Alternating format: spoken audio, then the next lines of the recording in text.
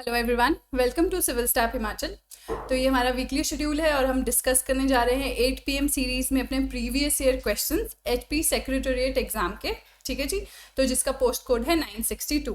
तो आप देख रहे हैं JOIT SI और जो आपके क्लरिकल के एग्जाम है उसके लिए हमारी सीरीज़ है 8 PM सीरीज़। तो आप शेड्यूल में देख सकते हैं। बाकी सारे सेशंस भी आप अटेंड कर सकते हैं। HPGK से रिलेटेड है वेडनेसडे को, और आपके मेंस करंट अफेयर से रिलेटेड है करंट अफेयर इशू फ्राइडे को। ठीक है। तो वैसे ही आपके वेडनेसडे को हम लोग करते हैं JOIT SI और क्लरिकल एग्जाम के प्रीवियस ईयर क्वेश्चन डिस्कस या फिर मोस्ट इंपॉर्टेंट क्वेश्चंस। तो स्टार्ट करते हैं आज के प्रीवियस ईयर क्वेश्चन से। तो पहले हम HPGK का पोर्शन करेंगे, उसके बाद हम लास्ट में जो है साइंस से रिलेटेड क्वेश्चन करेंगे जो इस पर्टिकुलर एग्जाम में आए थे। तो हमारा फर्स्ट क्वेश्चन क्या है, who was the first information commissioner of Himachal Pradesh.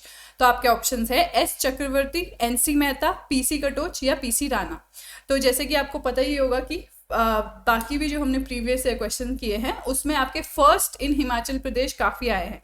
First in Himachal Pradesh का क्या मतलब है, फर्स्ट स्पीकर कौन है, फर्स्ट डिप्टी स्पीकर कौन था, फर्स्ट चीफ सेक्रेटरी कौन था, आपके HPPSC का फर्स्ट चेयरमैन कौन था। ठीक है।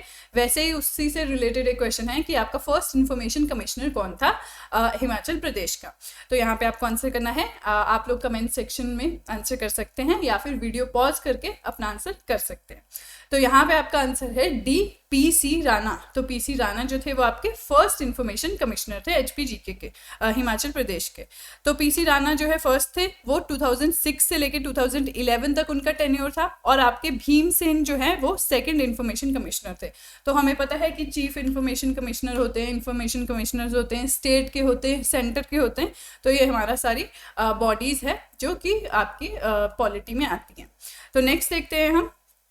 सेकेंड आपकी है, in which year All India Radio centre was set up at Shimla.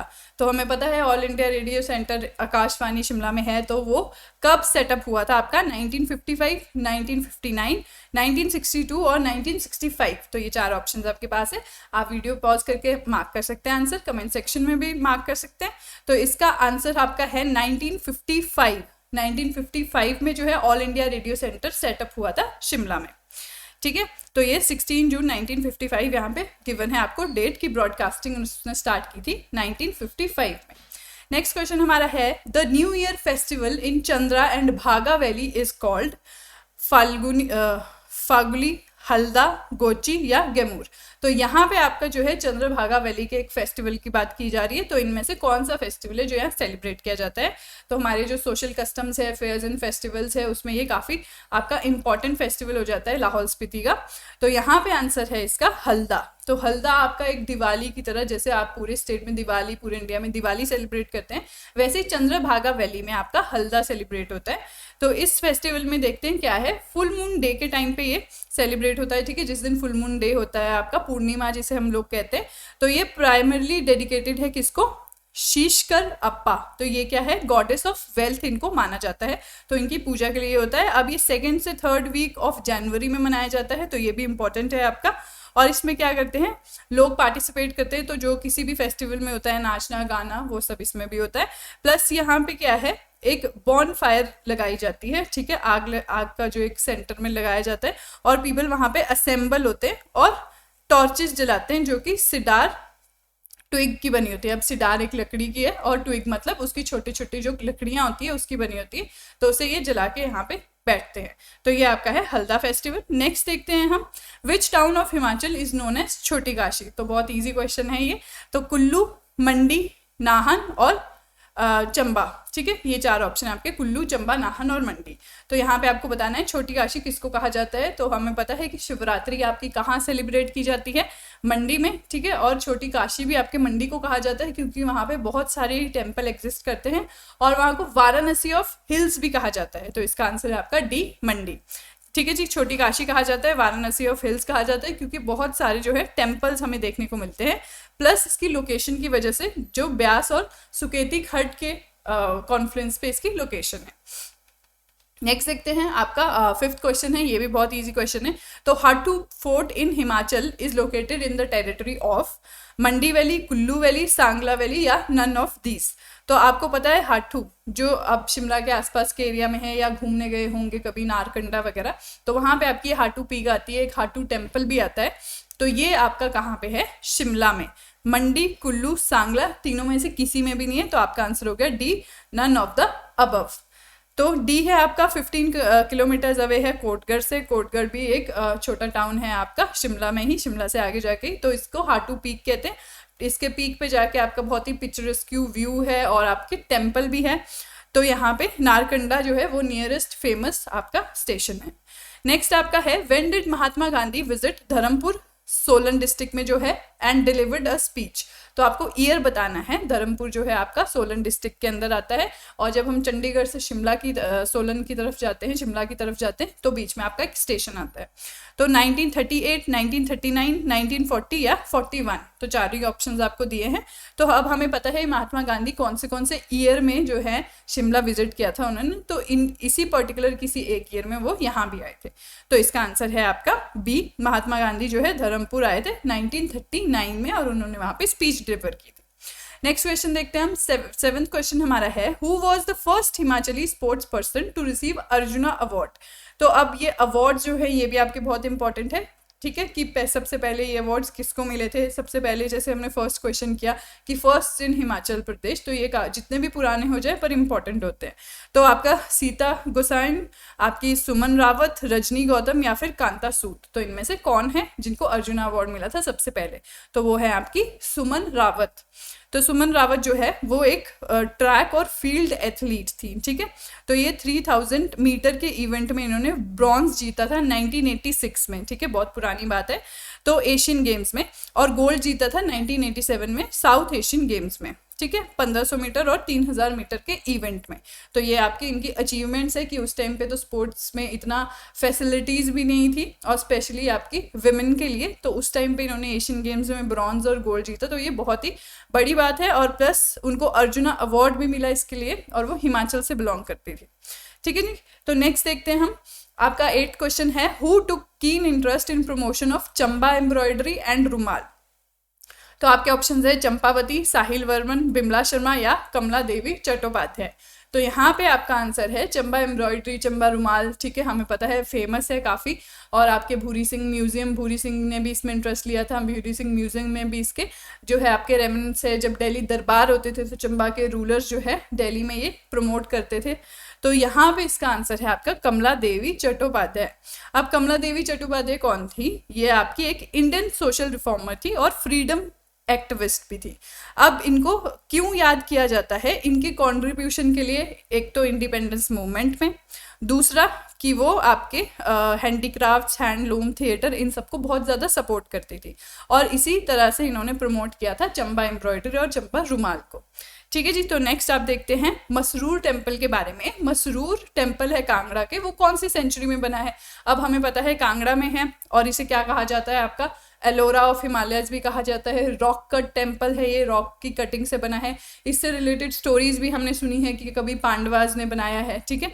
अब यहाँ पे आपसे पूछा है कौन सी सेंचुरी में बना है? 6th century, 7th century, 8th और 9th सेंचुरी। तो बेसिकली इसका आंसर है आपका 8th सेंचुरी। तो रॉक कट टेम्पल्स इनको बोलते हैं, जैसे हमने डिस्कस किया। 8th सेंचुरी में बना है ये, और आपके कांगड़ा वैली में है, ब्यास रिवर के किनारे पे, और इसको एलोरा ऑफ हिमालयस भी कहा जाता है।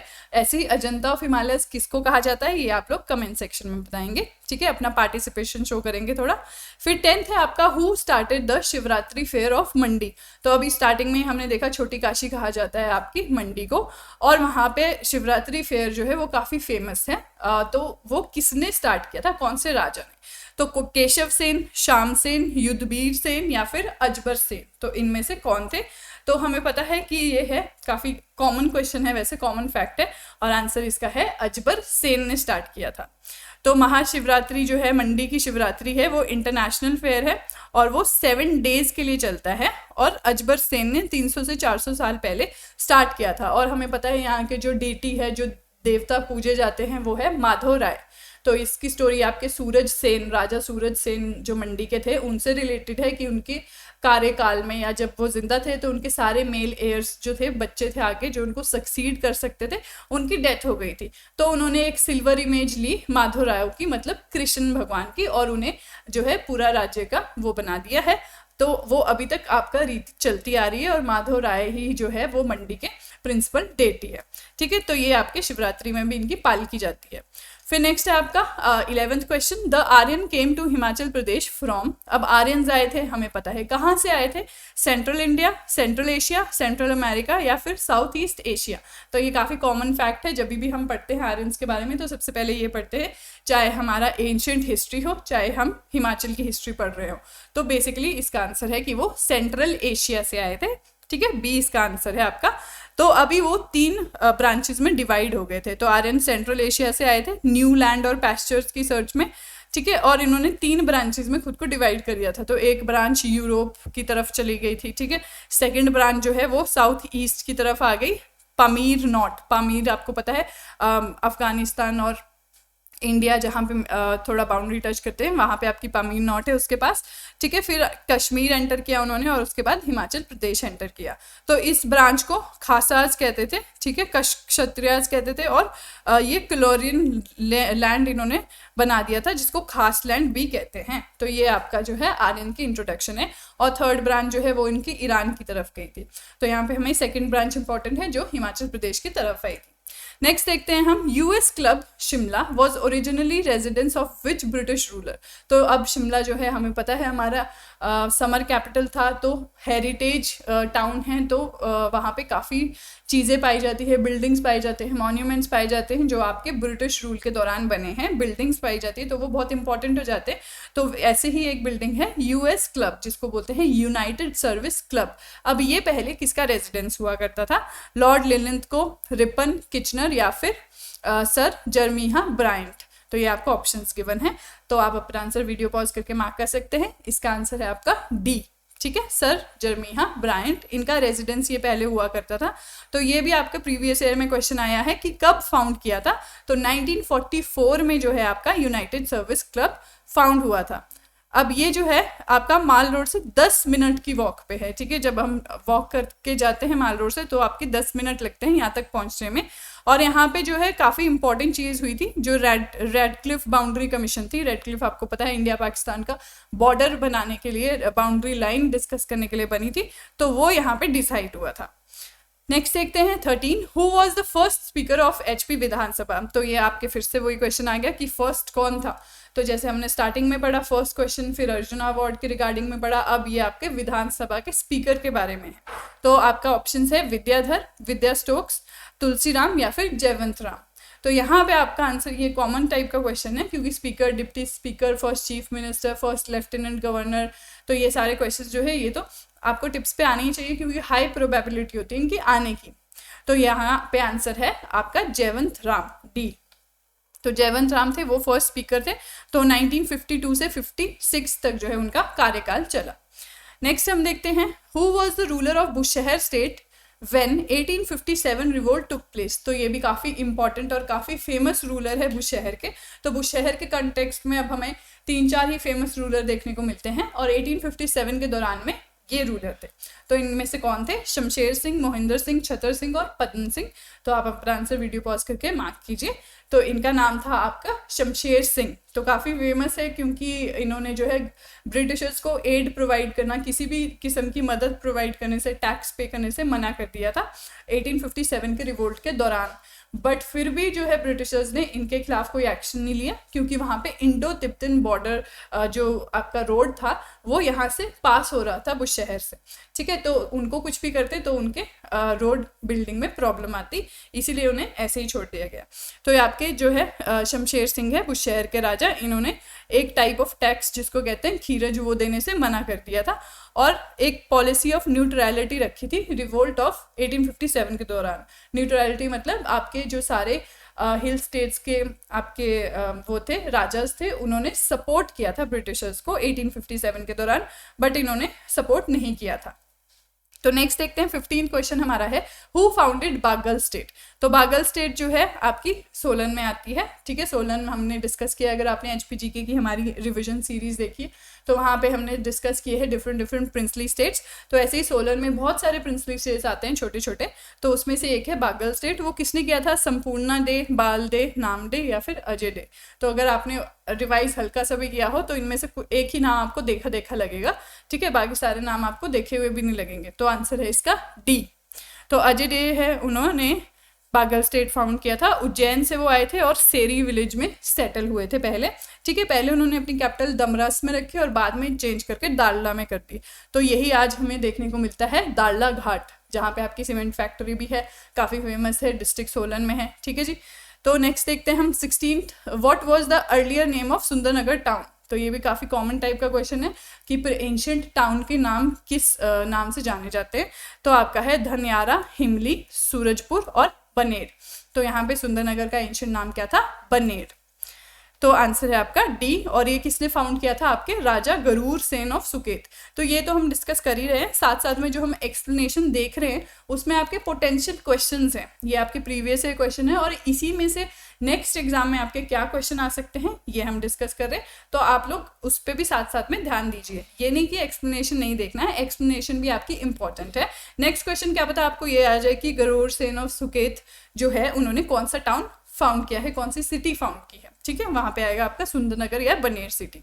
नेक्स्ट आपका है, who was the most powerful king of Kullu dynasty. तो महेश्वर सिंह, पदम सिंह, बहादुर सिंह या फिर जगत सिंह। तो यहाँ पे आपको याद होगा अगर कि जो रघुनाथ जी की आइडल थी, जो प्रिंसिपल डेटी है आपके कुल्लू राजा के, ठीक है, अभी भी रघुनाथ जी का मंदिर है सुल्तानपुर में, तो वो जो है वो किसने इंस्टॉल करवाई थी? तो वो थे आपके राजा जगत सिंह, और ये काफ़ी पावरफुल रूलर थे आपके कुल्लू के। तो यहाँ पे इन्होंने क्या किया था, काफ़ी सारी एनेक्सेशन की थी, लग एरिया को एनेक्स किया था, ठीक है। लग हम एरिया पढ़ते हैं कुल्लू में जब कुल्लू पढ़ते हैं। और इन्होंने कैपिटल शिफ्ट की थी आपकी नगर से सुल्तानपुर, ठीक है, 1660 में। और इनके ही रेन में आपके दामोदर दास एक ब्राह्मण थे, वो लेके आए थे रघुनाथ जी की आइडल अयोध्या से, ठीक है। तो इससे रिलेटेड स्टोरी हम काफ़ी पढ़ते हैं जब हम कुल्लू डिस्ट्रिक्ट को देखते हैं कि क्या हुआ था। जो आपके जगत सिंह थे उनको एक ब्राह्मण ने श्राप दे दिया था, उस श्राप से मुक्त होने के लिए उन्हें जो है कहा गया था कि रघुनाथ जी की आइडल अयोध्या से लाके यहाँ पे इंस्टॉल करो, ठीक है। तो उसी के चलते उन्होंने दामोदर दास जी को भेजा था। तो ये आपके हैं कुल्लू डायनेस्टी के मोस्ट पावरफुल किंग। नेक्स्ट है आपका 18th question, who took possession of books of Kangra library and got them translated into Persian. तो फिरोज शाह तुगलक, महमूद गजनवी, इजुद्दीन खालिद या फिर नादिर शाह। तो अब यहाँ पे क्या है आपका, हमने पढ़ा है कि जो ज्वालामुखी है वहाँ पे आपकी रेड मारी थी फिरोज शाह तुगलक ने, और वहाँ पे क्या कहा जाता है कि 1300 से भी ज़्यादा बुक्स की लाइब्रेरी थी। तो फिरोज शाह तुगलक को काफ़ी शौक था पढ़ने लिखने का, बुक्स का, तो इसीलिए उन्होंने वो सारी बुक्स को है पर्शियन में ट्रांसलेट कराया। किससे कराया? इजुद्दीन खालिद खानी से, ठीक है। तो फिरोज शाह तुगलक ने बुक्स ली और ट्रांसलेट इनसे कराया। तो इसका आंसर है आपका ए, फिरोज शाह तुगलक।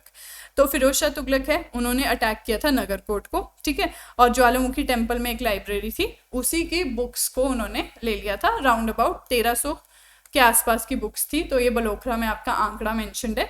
तो ये ही बुक्स जो है ट्रांसलेट कर दी थी पर्शियन में इजुद्दीन खालिद खानी ने। तो ये भी आपने याद रखना है कि किसने ट्रांसलेट की है, ये भी पूछा जा सकता है। तो नेक्स्ट आपका है, which district does not share boundary with Kangra district.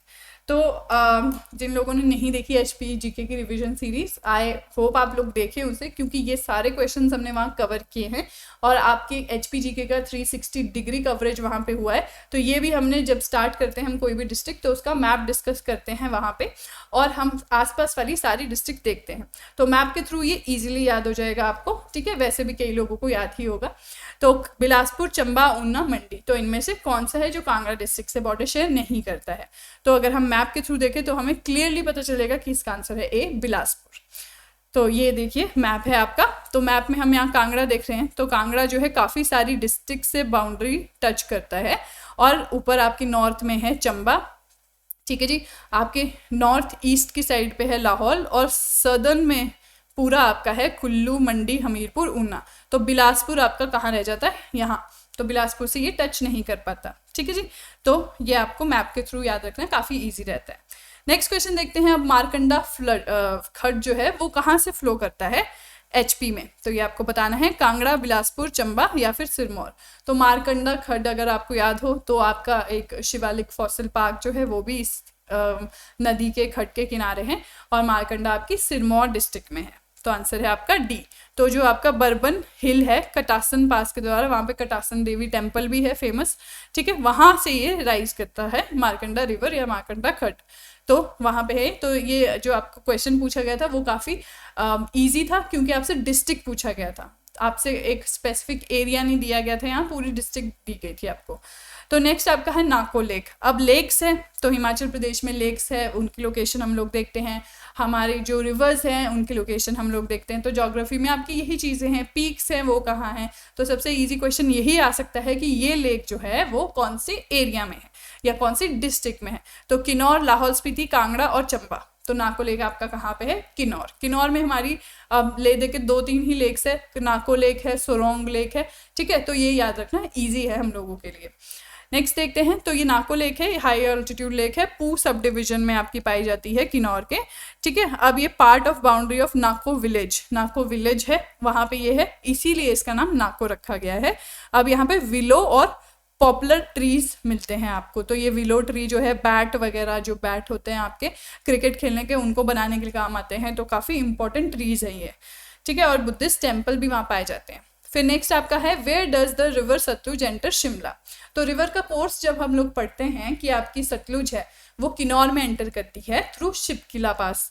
फिर हम देखते हैं वो किन्नौर से एग्जिट करके कहाँ, कौन सी डिस्ट्रिक्ट में एंटर करती है, फिर वो डिस्ट्रिक्ट से निकल के कौन सी, और फाइनली हिमाचल से बाहर वो कौन सी डिस्ट्रिक्ट में निकलती है। तो ये जो सारे पॉइंट्स हैं आपके, ये भी आपके इंपॉर्टेंट है। तो ऐसा ही एक पॉइंट आपसे यहाँ पूछ लिया है कि वो शिमला में कहाँ से एंटर होती है। तो वो किन्नौर से निकल के आपकी सेकेंड शिमला में ही एंटर होती है, सियोनी, अन्नी, कुमारसैन और बद्दल, ये आपसे पूछे गए हैं। इसका आंसर है आपका डी। तो सतलुज है किन्नौर से निकल के शिमला में एंटर होती है, बद्दल में जो आपका है रामपुर तहसील में। नेक्स्ट देखते हैं हम, by what name glaciers are known in local language. तो आपका है ब्यूल, घरत, शिगरी या फिर शगिरना। तो ये जो आपके नाम हैं, इसमें आपने जब भी ग्लेशियर्स पढ़े भी होंगे तो आपने पढ़ा होगा बड़ा शिगरी, छोटा शिगरी, ठीक है। ग्लेशियर्स के ही नाम है, बड़ा शिगरी, छोटा शिगरी। तो ये आपके शिगरी वर्ड जो है उसका मतलब ही ग्लेशियर होता है लोकल लैंग्वेज में। तो यहाँ पे आपका आंसर है सी, ठीक है। ग्लेशियर को शिगरी कहा जाता है, और ये जो है हमें पता है ग्लेशियर जो है वो रिवर वाटर प्रोवाइड करते हैं। रिवर के वाटर के मेन सोर्स आपके ग्लेशियर्स हैं। नेक्स्ट क्वेश्चन है 24th, which of the following towns does not fall in Shivalik hills. तो अब हमें पता है हिमाचल में आपको सारी हिल रेंजेस मिलती हैं। ट्रांस हिमालयाज मिलते हैं, ग्रेटर हिमालयाज मिलते हैं, मिडल हिमालयाज मिलते हैं, और लास्ट में यंगेस्ट कौन है, शिवालिक हिमालयाज। तो जो सारा सर्दर्न पोर्शन है हिमाचल का, ठीक है, southern in the sense map wise, अभी मैप हमने देखा था, तो साउथ वेस्टर्न पोर्शन है ऐसे करके, वो आपका है शिवालिक्स। तो यहाँ पे चंबा, जोगिंद्रनगर, पालमपुर और मनाली दिया है आपको। तो ये सारे जो है आपके थोड़े कांगड़ा डिस्ट्रिक्ट में है। अब देखो जोगिंद्रनगर और पालमपुर है आपके, ये भी आपके हिमाचल का इस तरह से मैप है आपका, ठीक है।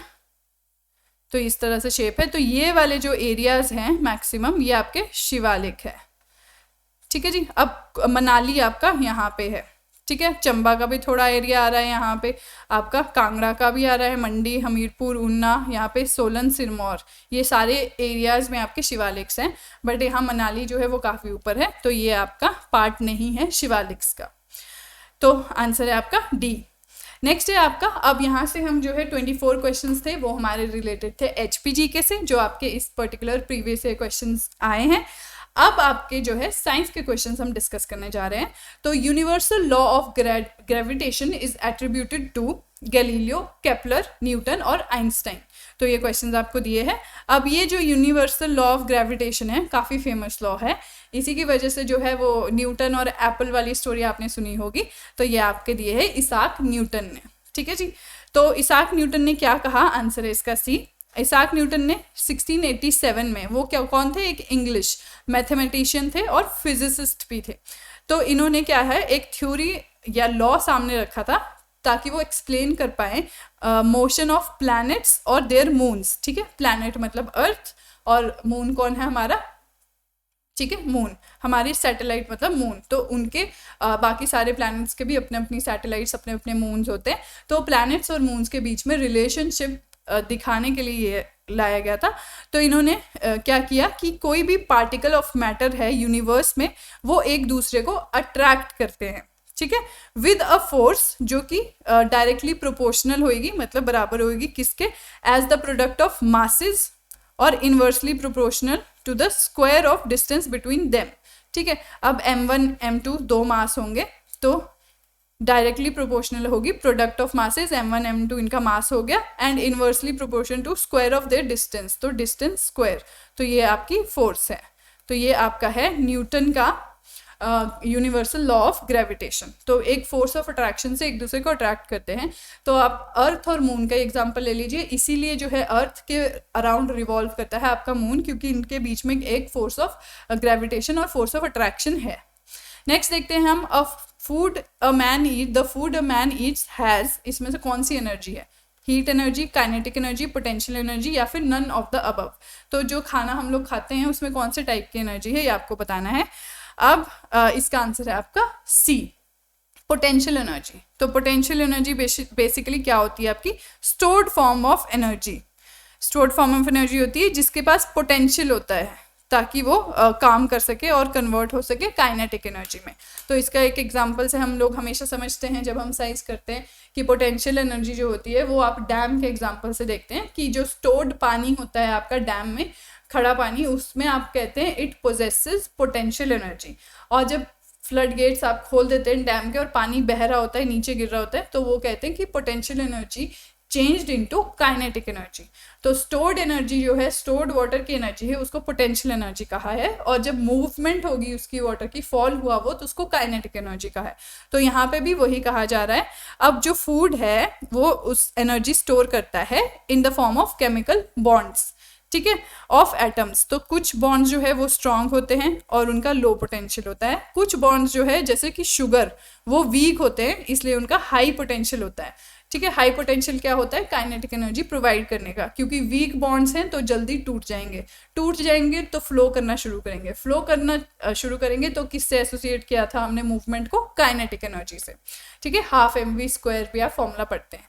तो ये है आपका फूड से रिलेटेड। नेक्स्ट है 27 क्वेश्चन आपका, liquid drops and bubbles acquire spherical shape due to the phenomena. तो आपके देखा है आपने, गोल पानी की जो बारिश की बूंदें होती है वो भी स्फेरिकल शेप में क्यों होती है, किस फिनोमिना की वजह से होती है, capillary, surface tension, gravitational effect या फिर नन ऑफ द अबव। तो आंसर आप लोग मार्क कर सकते हैं वीडियो पॉज करके। इसका आंसर है आपका बी, सरफेस टेंशन की वजह से जो है ये स्फेरिकल शेप में होती हैं। अब जो सरफेस टेंशन क्या है, सरफेस टेंशन एक अट्रैक्टिव फोर्स है लिक्विड्स में जो रिस्पॉन्सिबल होती है पुलिंग सरफेस मॉलिक्यूल्स और रेस्ट ऑफ द लिक्विड। तो ये जो है क्या करती है, लिक्विड का एरिया मिनिमाइज करती है, और एरिया मिनिमाइज करने के चक्कर में ही ये स्फेरिकल शेप में हो जाती है। तो बेसिकली अट्रैक्टिव फोर्स है आपकी, ठीक है जी। नेक्स्ट है 28 आपका है, which mirror is used as shaving mirror. तो plane mirror, convex mirror, concave mirror या नन ऑफ दीज। तो ये आपके मिरर है, और आपको पता ही है आपके कन्वेक्स मिरर होते हैं, कनकेव मिरर होते हैं, ठीक है, प्लेन मिरर होते हैं जो रोजमर्रा की जिंदगी में हम देखते हैं, शीशा। अब आपका शेविंग मिरर में कौन सा यूज होता है, तो इसका आंसर है आपका कनकेव मिरर। कनकेव मिरर और कहाँ कहाँ यूज होता है ये आप देख लीजिए, क्योंकि नेक्स्ट टाइम आपको इनमें से कुछ आ सकता है एग्जाम में। टॉर्चेस में, व्हीकल हेडलाइट में, फ्लैश लाइट में, सर्च लाइट में, ठीक है। अभी शेविंग मिरर्स में, क्योंकि आपके फेस की लार्जर इमेज देखनी होती है, और डेंटिस्ट भी यूज करते हैं क्योंकि आपकी दांतों की भी लार्जर इमेज उनको देखनी होती है, तभी उन्हें देखेगा कि कहाँ पे जर्म्स है, कहाँ पे क्या है, ठीक है जी। तो ये आपके कनकेव मिरर के यूजेस याद रखने हैं, ऐसे ही आपको कन्वेक्स मिरर के भी यूजेस याद रखने हैं। नेक्स्ट आपका है ट्रांजिस्टर। ट्रांजिस्टर किससे बने होते हैं आपके, मेटल से, मेटलॉइड से, इंसुलेटर से या सेमीकंडक्टर से। तो अगर किसी ने जो है ट्रांजिस्टर पढ़े हैं तो आपको पता होगा कि या फिर अगर आपने पीरियोडिक टेबल भी पढ़ा है तो आपको पता होगा पीरियोडिक टेबल डिवाइडेड है मेटल, नॉन मेटल, और बीच में आपकी एक लाइन आती है मेटलॉइड्स या फिर सेमीकंडक्टर की, ठीक है जी। तो सेमीकंडक्टर क्या है आपके, बेसिकली सिलिकॉन और जर्मेनियम। सिलिकॉन और जर्मेनियम यूज होते हैं आपके इलेक्ट्रॉनिक डिवाइसेस में, ठीक है, क्योंकि वो मेटल नॉन मेटल दोनों की प्रॉपर्टी शो करते हैं। तो इसका आंसर है ट्रांजिस्टर में आपके यूज होते हैं सेमीकंडक्टर्स। तो ट्रांजिस्टर है वो सेमीकंडक्टर्स के बने होते हैं। अब बेसिकली सिलिकॉन और जर्मेनियम की, तो ये पीरियोडिक टेबल के आपके ग्रुप 14 में आते हैं, और ये स्पेशलाइज्ड ट्रांजिस्टर में आपके जर्मेनियम और सिलिकॉन यूज होते हैं, और भी काफ़ी इलेक्ट्रॉनिक प्रोडक्ट्स में, आईसीज में ये यूज होते हैं। नेक्स्ट है आपके the filament of electric bulb is generally made of. अब हमने बल्ब देखा होता है, उसके अंदर एक फिलामेंट होता है, ये भी हम सबने देखा है, पर वो किसका बना होता है, तो काफ़ी कॉमन क्वेश्चन है वैसे। तो आपका है मैंगनीन और नाइक्रोम, टंगस्टन और प्लेटिनम। तो इनमें से आपको काफ़ी जाने पहचाने नाम लग रहे होंगे, तो बेसिकली इसका आंसर है सी, टंगस्टन। तो टंगस्टन से बना है। टंगस्टन बहुत ही इकोनॉमिकली इंपॉर्टेंट मेटल आपका है, ठीक है, मेटल है, नॉन मेटल है, ये हमें पहचान होनी चाहिए। तो ये वाइडली कहाँ कहाँ यूज़ होता है, light bulb filament, electron and television tubes, और अब्रेसिव्स, और आपके अलॉयज में, जैसे स्टील टूल्स होते हैं जो हमारे, तो इन सब में आपका यूज़ होता है ये टंगस्टन। तो आपने एक यूज़ तो आपका इस क्वेश्चन में आ गया है, बाकी यूजेज आपको याद करने हैं। नेक्स्ट है आपका India's biggest nuclear research reactor is known as, आपका ऑप्शन दिया है ध्रुव, साइरस, अप्सरा या पूर्णिमा। तो आप लोग वीडियो पॉज करके आंसर मार्क कर सकते हैं। तो इसका आपका जवाब है न्यूक्लियर रिसर्च रिएक्टर जो बिगेस्ट है इंडिया का, उसका नाम है ध्रुव। ध्रुव जो है वो लार्जेस्ट रिएक्टर है, ठीक है। अभी फर्स्ट रिएक्टर है एशिया का। अब ये मुंबई में लोकेटेड है, कहाँ पे, ट्रॉम्बे में, भाभा एटॉमिक रिसर्च सेंटर में, ठीक है। और ये किस लिए, आपके जो वेपन्स है, बेसिकली न्यूक्लियर वेपन प्रोग्राम, उसको सपोर्ट करने के लिए ये बना था। नेक्स्ट देखते हैं हम, the widely used polymer polyethylene is made from. तो अब क्वेश्चन में ही आंसर है इथाइलीन, प्रोपाइलीन, ब्यूटाइडेंस या फिर टेट्राफ्लोरोइथाइलीन।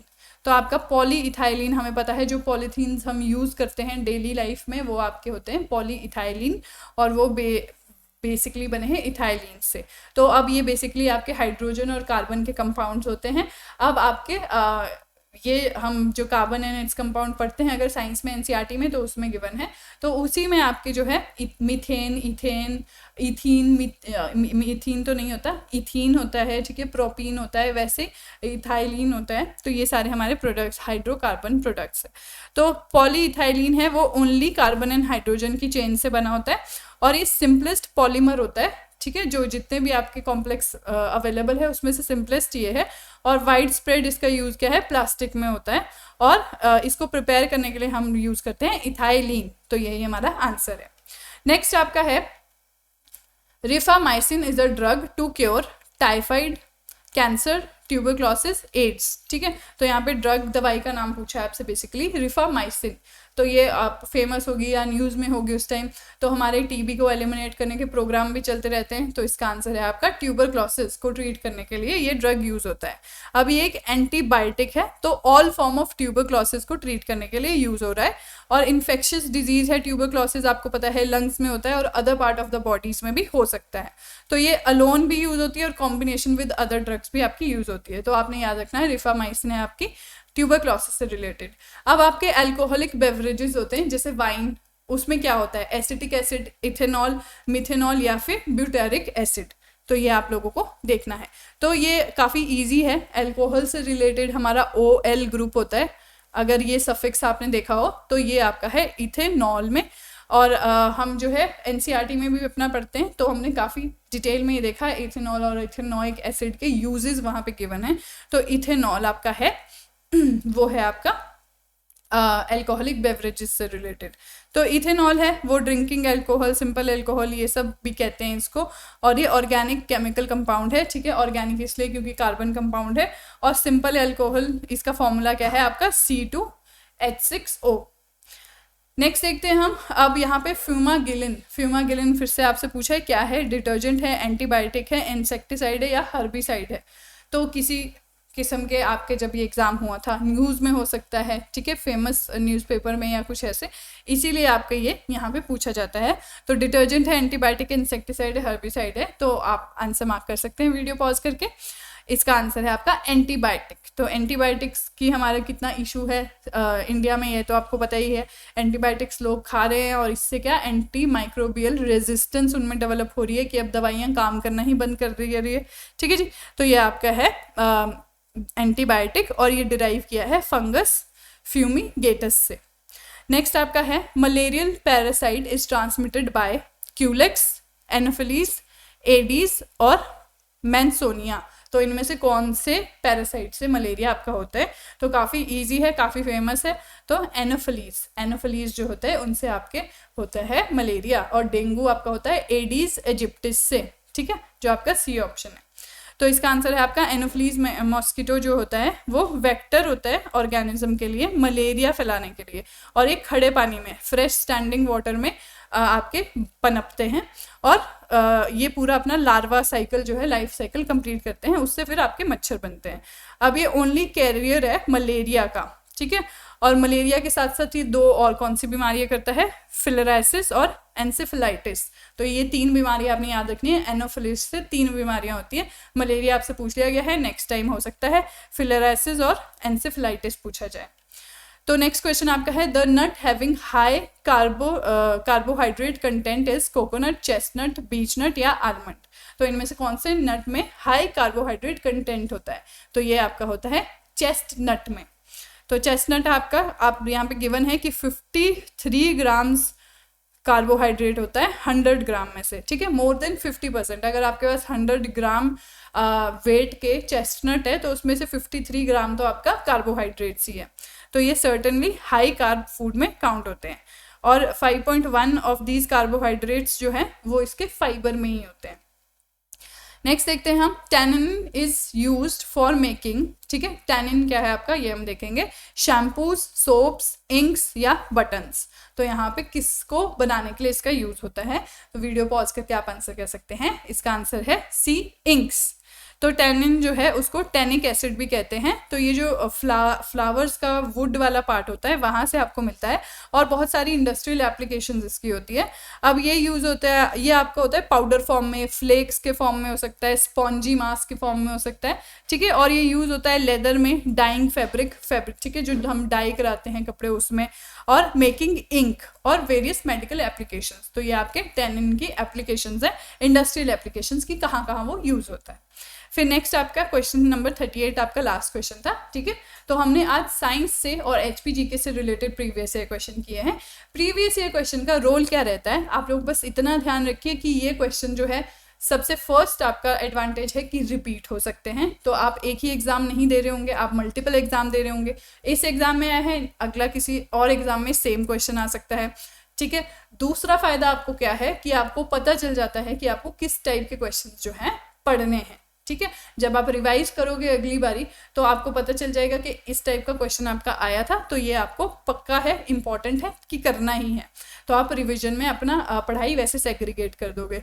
तीसरा फायदा आपको ये है कि आप प्रीवियस ईयर करते करते आपके एक्सप्लेनेशन के थ्रू और भी जो है कॉन्सेप्ट्स रिवाइज हो रहे हैं, और भी चीज़ें रिवाइज हो रही है। जैसे हमने देखा एक्सप्लेनेशन में ही आपके इसी से रिलेटेड जो प्रीवियस ईयर क्वेश्चन आए हुए हैं वो भी थे। तो अब US क्लब फॉर एग्जांपल 1944 में बनाया, ये हमने एक्सप्लेनेशन में देखा, बट ये किसी और एग्जाम में प्रीवियस ईयर क्वेश्चन था। तो ऐसे ही आपके इंटर रिलेटेड क्वेश्चन भी इनसे आ जाते हैं। अगर सेम क्वेश्चन नहीं आएगा तो आसपास का कोई क्वेश्चन आ जाएगा, ठीक है जी। तो ये हमारे सारे फायदे हैं। तो प्रीवियस ईयर क्वेश्चन हिमाचल के सारे एग्जाम में जो भी प्रीवियस ईयर क्वेश्चन होते हैं तो आपको वो सारे देखने चाहिए और सारे करने चाहिए। और आपके पास एक बहुत अच्छा प्लेटफॉर्म है कि यहाँ पे आपको 8 PM में हम जो है डिफरेंट एग्जाम्स के प्रीवियस ईयर क्वेश्चन डिस्कस करते हैं, ठीक है। तो ये हमारा आज का सेशन था, और ये हमारे कुछ इनिशिएटिव्स है, कुछ फ्री इनिशिएटिव्स है, कुछ आपके पेड इनिशिएटिव्स है, तो आप लोग देख सकते हैं। और किसी को कुछ क्वेरी हो तो गिवन कॉन्टैक्ट नंबर पे कॉन्टैक्ट कर सकते हैं, ठीक है जी। Thank you so much and have a nice day.